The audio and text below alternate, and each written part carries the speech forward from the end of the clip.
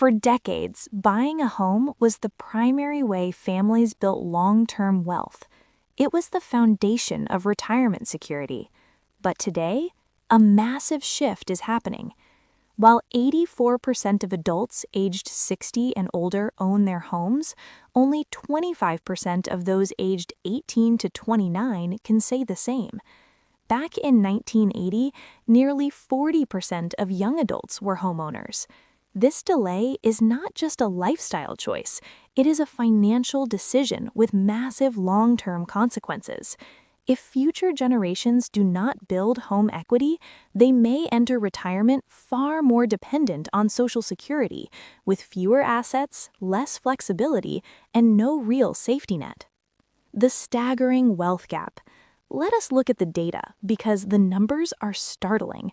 By the age of 65, the median homeowner has a net worth of roughly $400,000.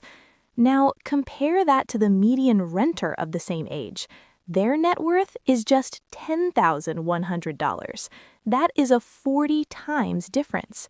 For middle-income families, home equity typically makes up 50 to 70% of their entire net worth.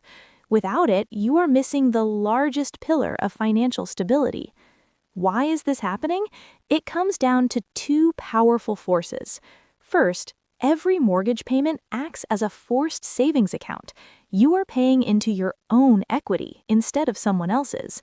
Second, homes tend to appreciate in value over time. When you rent, you are essentially paying your landlord's mortgage, allowing them to capture all that appreciation while you are left with no asset at the end of the month. The reason many are choosing to rent is not a lack of desire to buy. Nearly 78% of millennials say affordability is the only thing holding them back. Economists use a measurement called the median multiple, which is the home price divided by the median income. A healthy market is 3 times your income. Today, the United States average is 5 times the median income. In cities like Los Angeles and San Francisco, that ratio jumps to over 10 times. For 15 years, we had a safety valve. Every mortgage payment acts as a forced savings account. You are paying into your own equity instead of someone else's. Second, homes tend to appreciate in value over time. When you rent, you are essentially paying your landlord's mortgage, allowing them to capture all that appreciation while you are left with no asset at the end of the month. If you are currently renting, you need a smart plan. You cannot just wait for the market to fix itself. The comfort zone is keeping your housing costs at or below 30% of your income. The stretch zone is 30 to 50%. The burden zone is anything over 50%. Going into the stretch zone can make sense if you expect your income to increase soon. Over time, your housing costs become a smaller percentage of your budget. Strategy 2. The hustle season. One of the biggest advantages you can have early in your career is keeping your expenses low. If you have the opportunity to live with your parents while you start your career, take it. This is your hustle season. Work multiple jobs. Save every penny. A few years of low expenses can provide the down payment you need to get into the housing game earlier. Earlier entry means more years for your equity to grow. Strategy 3. The stepping stone approach. Remember, your first home does not have to be your forever home. Townhomes and condos are often dramatically cheaper than single-family homes in the same neighborhoods.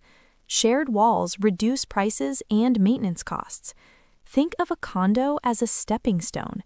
It gets you in the game. Over time, you capture the appreciation of that property. Eventually, you can use that equity to move into a home that fits your long-term needs. Strategy 4. Sacrificing privacy for equity. Consider a temporary wealth-building phase by taking on roommates.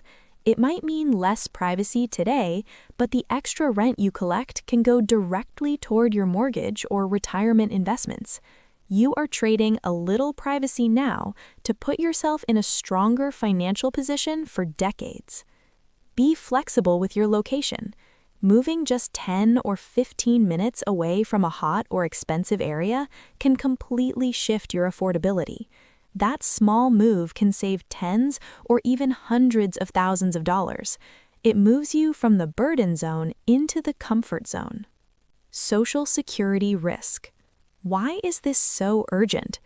Currently, Social Security only replaces about 40% of a middle-income earner's income. For most retirees today, their home is their backstop. It is financial protection that can be sold or borrowed against if healthcare costs increase late in life. Without home equity, future retirees will rely more heavily on Social Security, at a time when that program may be weaker. This creates a very fragile retirement. Conclusion: controlled hope. Homes are harder to buy today than they were for previous generations, but the role of home equity in creating wealth has not changed. Delaying home ownership is not just a housing decision, it is a retirement decision. Do not wait for a perfect market. Create a smart plan, find your stepping stone, and start building your safety net today. Your future self will thank you for the equity you start building now. Thank you for listening. If you found this data-driven breakdown helpful, please like and subscribe for more deep dives into your financial future.